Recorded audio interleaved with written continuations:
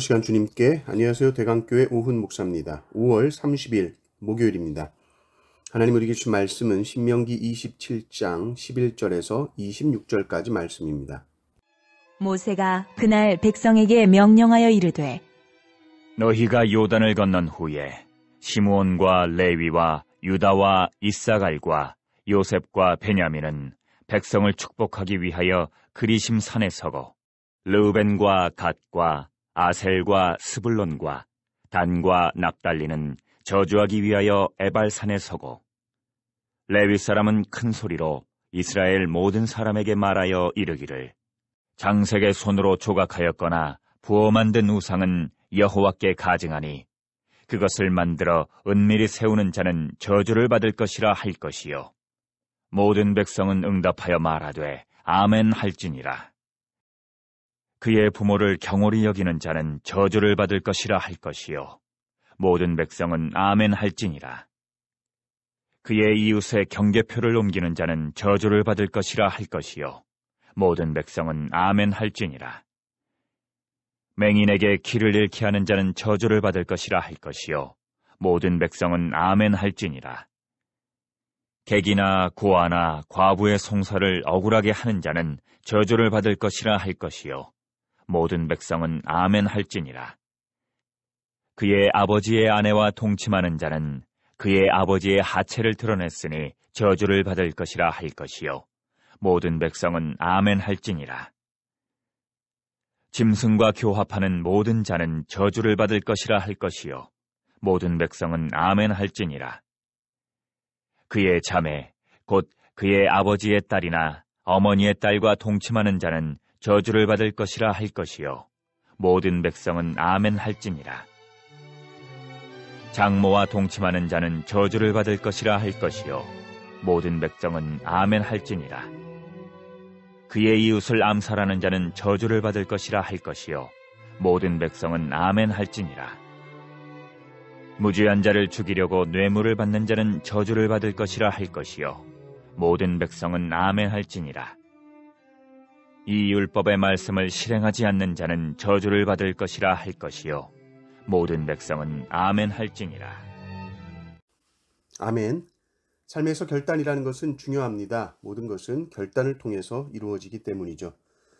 우리가 그저 머릿속으로 생각하고 그렇다라고 동의하고 하는 것들 다 할 수 있지만 결국 삶을 변화시키는 것은 결단입니다. 그리고 결단은 선택하는 것이죠.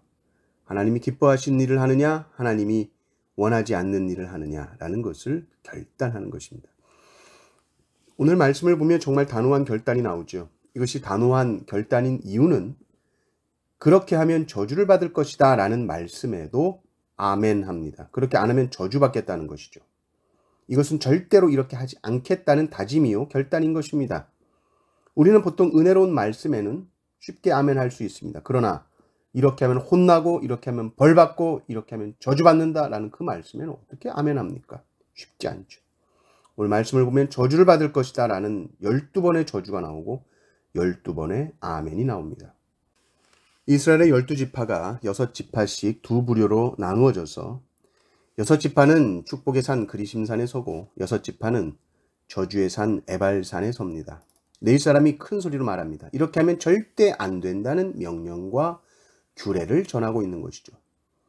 우상을 만들거나 새기는 것, 부모를 멸시하고 부모 권위 거부하는 것, 이웃의 경계표를 옮기는 것, 맹인의 길을 잃게 하는 것, 객과 과부를 억울하게 하는 것, 그리고 이 비정상적인 성행위들이 나옵니다. 그러면 저주받을 것이다. 모든 백성은 아멘할지니라. 이런 자는 저주를 받을 것이라. 모든 백성은 아멘할지니라. 이것이 12번이 나옵니다. 우리는 말씀이 죄라고 선언하는 것에 대해서 가볍게 생각해서는 안 됩니다. 죄의 무게와 그 엄중함, 저주의 무게를 알아야 합니다. 은혜로운 말씀만이 아니라 우리가 얼마나 죄인인지를 드러내고 내 치부를 드러내고 내 더러움을 드러내고 두렵고 떨리게 하는 말씀 앞에서도 우리는 아멘으로 화답하며 결단해야 됩니다. 죄는 참으로 우리를 망치는 것이고 공동체를 무너뜨리는 것입니다. 죄는 개인의 죄에 결코 머무르지 않습니다. 온 공동체에 그 죄가 퍼집니다. 그리고 그 죄로 인해서 공동체에 저주가 임하는 것입니다. 정말 저주의 길로 이끕니다. 우리는 말씀이 죄로 규정하는 것에 있어서 단호한 자세를 취해야 합니다. 하나님이 기뻐하시지 않는 일에 대해서 쉽게 허용하면 안 됩니다. 말씀을 붙들고 기도하면서 하나님의 뜻을 분별하십시오. 그리고 하나님께서 아니라 하시면 그 자리에서 돌이키십시오. 끊어내십시오. 내 의지와 내 능력으로 하는 것이 아니라 말씀하시는 하나님의 능력을 의지하며 기도하십시오. 하나님께서 우리에게 이렇게 하면 저주를 받는다는 말씀을 미리 하신 것은 뭡니까?